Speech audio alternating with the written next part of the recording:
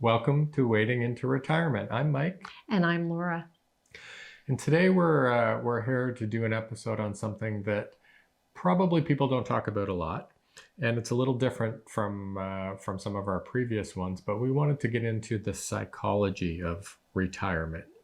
So, what happens to you when you quit your full-time job, you decide to retire, and what are the emotional ups and downs with retirement? Well, this is really important to us as well, too, because I have a very difficult time relaxing, even on a weekend. I need to have a purpose. I need to have it mapped out, as Michael can tell you first thing in the morning. It's like, what are we doing today? Like, what's on the agenda? And for retirement, that poses a big risk to my psychology, if you will, because I am driven and I need to Hmm. have something. I've learned a lot from you to sort of take a breath, relax, and enjoy life, meditate, those types of things.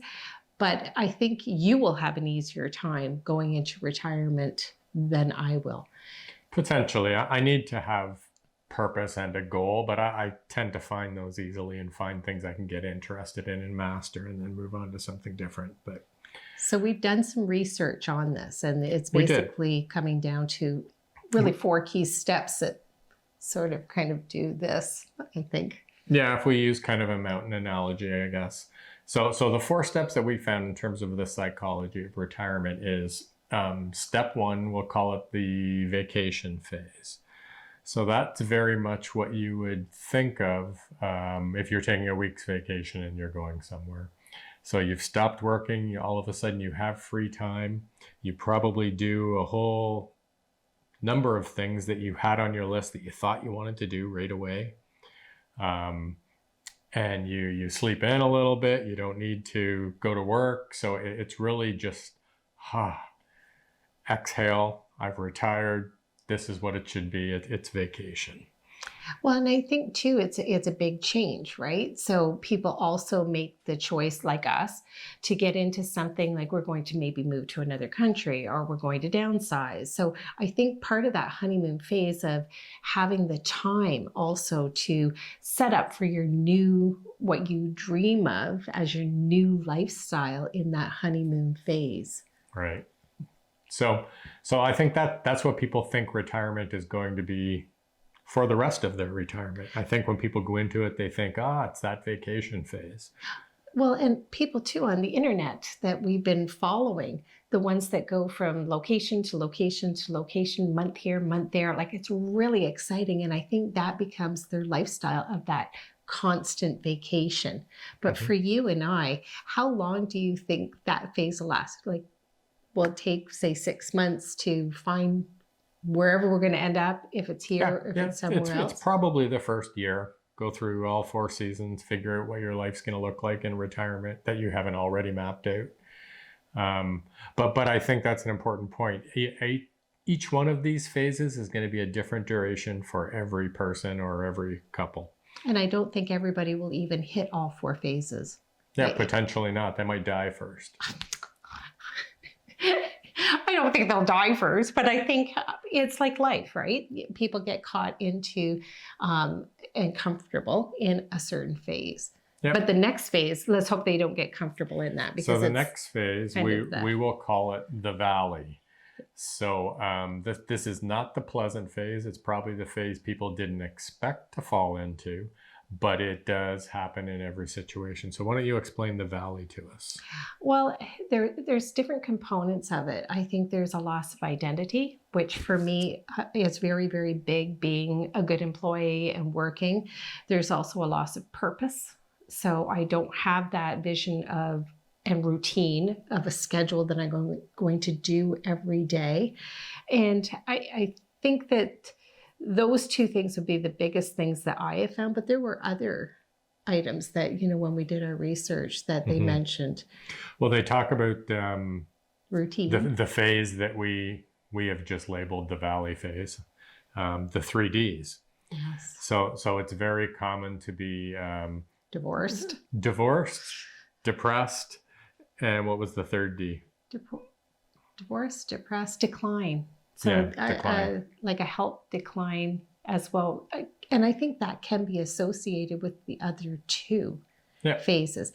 Now, some people stay a very short period of time in that phase and some longer. So I think for us, by acknowledging that that is going to happen, I think that there are things that we can maybe speed up to get into the third phase, which is kind of the uphill slope. Right. So we'll call phase 3 the climb. So we'll use the mountain analogy all the way through this. So we'll use it, stage 3, as the climb up the mountain. So what would happen in stage 3? I think the primary purpose of stage 3, or the way to characterize stage 3, is that you are trying a whole bunch of things to find out what it is that's going to make you happy in retirement. So coming to grips with your current state, this is where you are in life, this is where you're living, this is what it's going to look like. So now how do you find happiness? And that's trying a whole bunch of different things to figure out what that is for you. Sort of what feeds your soul. Now we do that kind of on a regular basis. So like I took 1 year and just tried new things, which was yoga, meditation. I signed up for painting and did that, had a great time with that, and just tried different things. We bought bicycles, we did all of that. So for us, I'd like to see us continue to do those things. But hopefully if we start some of those plans now, we can actually revisit those. And maybe that might be something for others too, because our bicycles were fairly expensive. And I don't know that we would have bought that into retirement, but maybe even start the last couple of years that you're working to find those things that sort of drive you a little bit, and then proceed to get more time to spend at those. And especially if they're health driven, because I think it's a hard time to keep your health, both psychologically and physically, going into retirement. Yeah. So that's the climbing phase. That's phase 3, is really kind of trying to refine your purpose, I think is what that is. And then the final stage, we'll call it the peak of the mountain. Ta-da! So what? Explain stage 4, or the peak. So I think the peak is really, like you just said, finding your purpose. But included in that, and most people achieve that purpose with service to others. So my family is really big on volunteer work. I think that's something I would probably take up as well. And you see a lot of the people in your own community, a lot of retirees are serving on hospital boards and other boards, SPCA, which is the Humane Society here in Ontario and Canada. But I think they start to give back. I've seen some really neat things too, where those that are newly retired, when they go into this phase, they set up programs for seniors who have been given like iPads and iPhones by their kids. And, they don't know how to necessarily use them. So doing short courses or short video clips or one-on-ones with that demographic, which will eventually be us as well, I think is something that gives people not just the purpose, but I think the joy of actually helping somebody else succeed and have a better life and lifestyle. Yeah.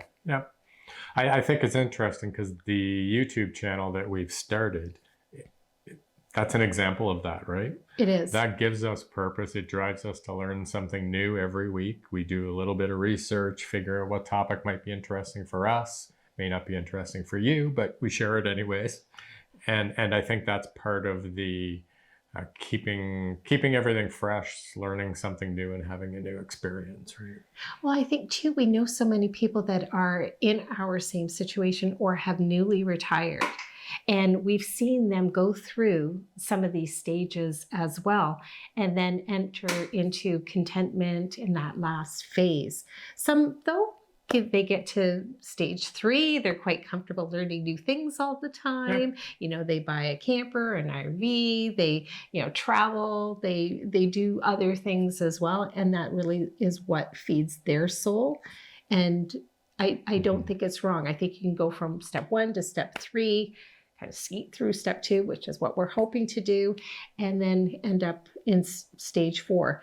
I think you would be content to stay at stage 3, where you're always trying new things and enjoying that aspect. But But Yeah. I do feel fulfillment when I'm doing something that is helping my community or helping others. But you characterize stage 3 as learning to figure it out. For me, that is stage 4. So always learning something new, that is the peak of the mountain for me. So knowing that I have to learn something new and need to continue to learn and do something different, that's the peak of the mountain for me. Not finding the one thing, but always being open to finding the next thing. Well, and that could be a problem then in retirement for us, because I see that as stage 3. But that's a good thing. I think stage 4 for me is really it's finding that purpose that you want to focus on, and and kind of carrying that over into a new lifestyle. And it's funny because I remember my mother retiring, and she retired at 65. She was a nurse in a long-term care home and worked hard, especially the last 10 years since my father had passed away, to provide a home and everything for my younger sister and I. And she tried everything. She started golfing at 65. She, did Meals on Wheels, which is, providing foods to people who aren't able to do that. And I think she really enjoyed and found out what really, triggered her. It was just interesting as a child looking at a parent doing that, thinking, what is she thinking? Like golf, she's never been into that. So I imagine our own kids might have the same idea, and they have had, even when we've tried some of the things that we've tried even to get to this point. So don't be surprised if you have a little bit of pushback from your kids wanting to spend your inheritance ahead of them as well. Yeah.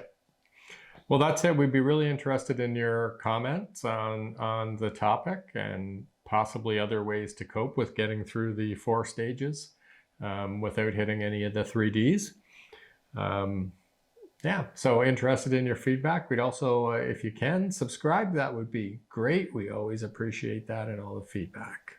Exactly. Yes. And tell us of your experience. I agree. That would be very interesting to see how people have managed through that and whether it was a surprise for them for stage 2. I think we minimize it when we're reading and doing our research. It's like, oh, that won't be us. And I think for me personally, I think it is going to be me. That's going to be a tough challenge for me to try and get over. But anyway. All right. Well, we will see you next week. Have a great day. Thanks again. Bye. Bye for now.